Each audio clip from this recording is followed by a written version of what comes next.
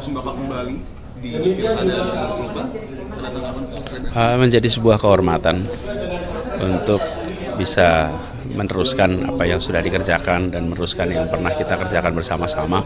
Tentu sebuah kehormatan, sebuah rasa syukur, dan mudah-mudahan ini memberikan kebermanfaatan bagi semua. Sayangnya, tidak semua orang tahan untuk berada menjadi oposisi. Oke? Seperti sampaikan Pak Prabowo tidak tahan untuk menjadi oposisi. Karena itu menurut saya, skornya justru di bawah 5, Mas Ganjar. Kalau 5 itu ketinggian, Pak Ganjar. Terima kasih, Pak Ganjar. Mas Anies gak usah takut. Disebut aja angkanya berapa gitu loh. Kayak saya gitu loh. Jangan di bawah 5, sebut aja berapa. 11, Mas. Dari 100. Oke. Assalamualaikum warahmatullahi wabarakatuh. Teman-teman, seperti yang Anda lihat sebelumnya tadi, beberapa video terkait dengan Abah Anies Baswedan di mana beliau ini berharap dan merasa terhormat ketika didukung oleh Bapak Prabowo Subianto. Tapi kita tidak bisa lupa seperti apa statement-statement, kalimat-kalimat Mas Anies ketika debat Capres, menilai Pak Prabowo 11 dari 100, menilai Pak Prabowo tak tahan oposisi, padahal Pak Prabowo sudah oposisi sejak 2004, teman-teman. Dan beliau rekonsiliasi di tahun 2019. Tak tahan oposisi apanya ya kan? Mungkin Mas Anies, mungkin Abah Anies yang gak tahan oposisi kali ya. Tidak ingin membersamai gerakan perubahan menjadi oposisi dari Prabowo Gibran, teman-teman. Malah dia ingin menjadi gubernur, ingin mencari pekerjaan dalam tanda kutip ya. Waduh. Dan berharap dukungan dari Pak Prabowo. Ini lucu banget nih. Dan seperti apa sih kata pakar, kata pengamat politik yang salah satunya adalah Bung Adi Praitno terkait kelakar dan ucapan-ucapan manis dari Anies Baswedan untuk membujuk Prabowo mendukung dirinya di pemilihan gubernur Jakarta 2024 nanti, teman-teman. Oke, tanpa perlu berlama-lama lagi, mari kita simak videonya berikut ini. Ya, dua hal ya. Per hari ini saya kira hubungan antara Anies dan Prabowo sudah wassalam. Sudah wassalam. Tak ada kemudian lem perekat yang bisa mempertemukan keduanya. Jadi pernyataan Anies dalam debat kandidat yang ngasih skor 11 dari 100, itu sepertinya sangat melukai Prabowo Subianto, sangat melukai seluruh Partai kader Gerindra dan fungsionaris Partai Gerindra. Jadi tak mengherankan ketika beberapa waktu yang lalu Anies membuka komunikasi soal keinginannya bertemu dengan Prabowo Subianto, per hari ini itu tidak terjadi. Ini menunjukkan betapa Prabowo Subianto ya dalam banyak hal memang sudah menganggap Anies ini adalah the others. Anies ini bukan lagi sahabat, tapi adalah sosok yang kemudian dianggap sebagai lingkar luar yang sebenarnya sudah tak relevan lagi untuk mendapatkan dukungan politik. Tapi bagi Anies Baswedan sepertinya maju di Jakarta tentu tidak mau bermusuhan dengan Prabowo Subianto. Tentu tidak mau bertabrakan dengan jagoan yang akan diusung oleh Gerindra. Itu yang kemudian membuat kenapa per hari ini sekalipun elektabilitasnya Anies paling mentereng dibandingkan yang lain, butuh komunikasi politik dengan Prabowo Subianto dan Gerindra, Bang. Karena apapun Gerindra per hari ini adalah partai pemenang Pilpres. Gerindra adalah partai politik yang dulu memberikan tiket di mana Anies Baswedan bisa bertanding dan menang sebagai gubernur di Jakarta. Mungkin bagi kawan-kawan Gerindra yang lainnya, Anies dianggap sebagai anak durhaka karena dulu sempat diusung, menang pilkada, kemudian di Pilpres melawan, ngasih skor 11, dan tiba-tiba kemudian ingin kembali lagi ke Prabowo, itu kan dianggap sesuatu hal yang aneh.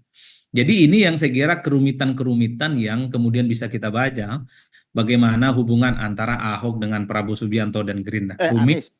Ya, dengan Anies maksud saya rumit, sulit, dan saya kira dalam banyak hal tak ada dalam rumus Gerindra hari ini itu akan mengusung Anies Baswedan dalam Pilgub Jakarta. Saya sering sekali sepanggung dengan elit-elit Gerindra, salah satunya Bang Habibur Rahman.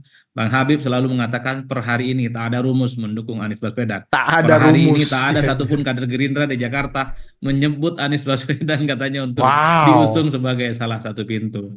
Ya, ini bagi saya adalah pintu yang digembok rapi-rapi bahwa Gerindra di Jakarta di 2024 rasanya sulit untuk membuka pintu maaf, apalagi mendukung Anies Baswedan maju kembali di Pilkada Jakarta. Jadi di situ, Bang, bagi saya, Bang, melihat. Tapi kalau kita lihat Anies kan memang intensinya Anies tuh memang mendekat PDKT lah ke Prabowo kan setelah Mas Pilpres. Anies, dia datang ke pelantikan, bukan pelantikan pengumuman pemenang. Penetapan ya. KPU. Anies kan datang KPU, waktu KPU Ke kan. KPU ya. Terus Ganjar sama Pak Mahfud kan nggak datang, Nggak Anies yang datang. datang. Terus ya itu pernyataannya bahwa akan menjadi kehormatan bagi saya kalau didukung oleh Pak Prabowo gitu. Itu kan itu intensinya apa menurut bagaimana kita membaca ini? Apakah Anies pengen ngasih garansi ke Prabowo bahwa look, nah meskipun saya nanti jadi gubernur Jakarta, saya tidak akan menjadi ancaman bagi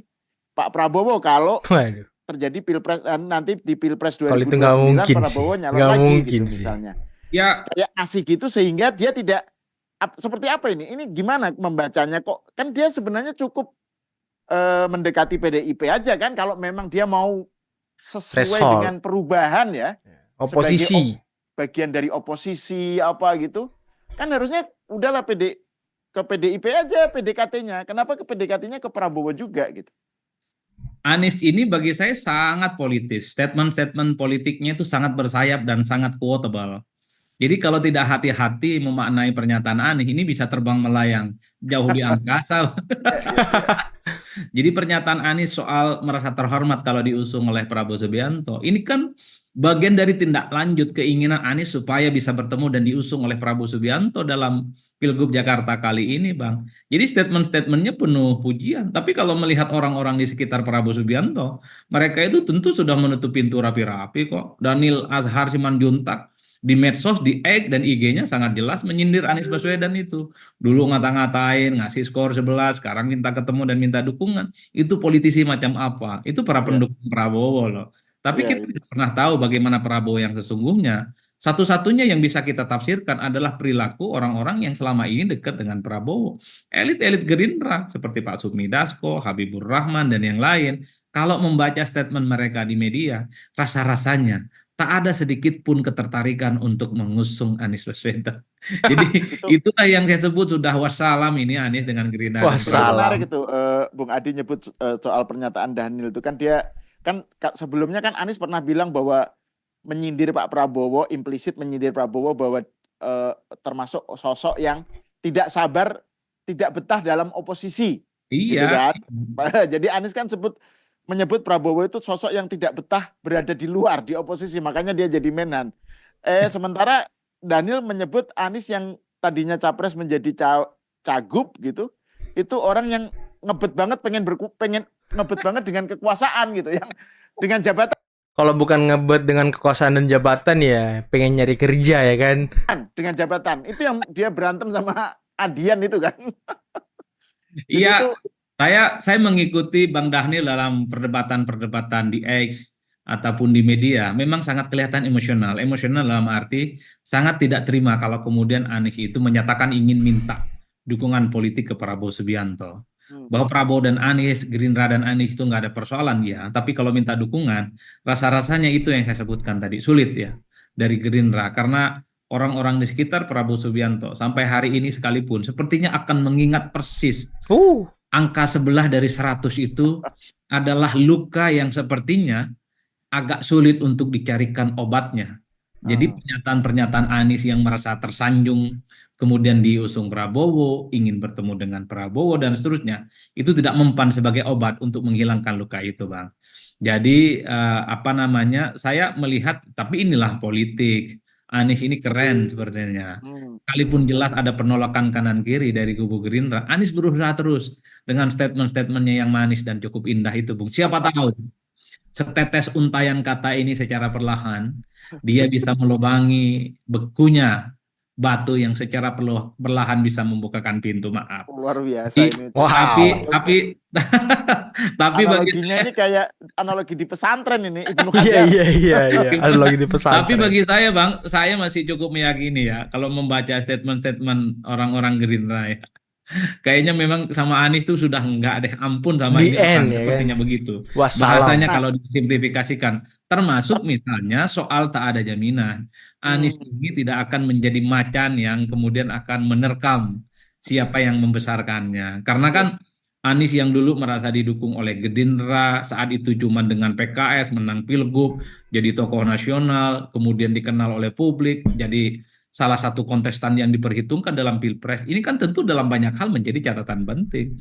Tentu bagi Gerindra tidak mau. Kalau Anies menang dalam Pilgub Jakarta, ini kan dibaca oleh publik sebagai batu bata menyusun kekuatan menuju pertandingan 5 tahun yang akan datang, pemilu di 2009. Anies sangat mungkin akan kembali berhadapan-hadapan dengan Prabowo. Pasti, Itulah kalau itu yang pasti. sepertinya ingin dihindari juga oleh kawan-kawan Gerindra. Kenapa per hari ini tidak menginginkan Anies menjadi jagoan dari mereka? Jangankan Gerindra, Bang, ya. Demokrat itu juga menutup pintu Waduh, apalagi rapat-rapat Demokrat. kepada Anies Baswedan. Kalau Demokrat beda.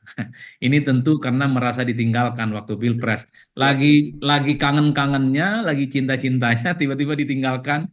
Kemudian terjebak cinta satu malam dengan Muhaimin Iskandar. Maju Iya, Pilpres iya, bersama. Kalau PAN, saya kira itu statement yang saya kira cuma hore-hore kok.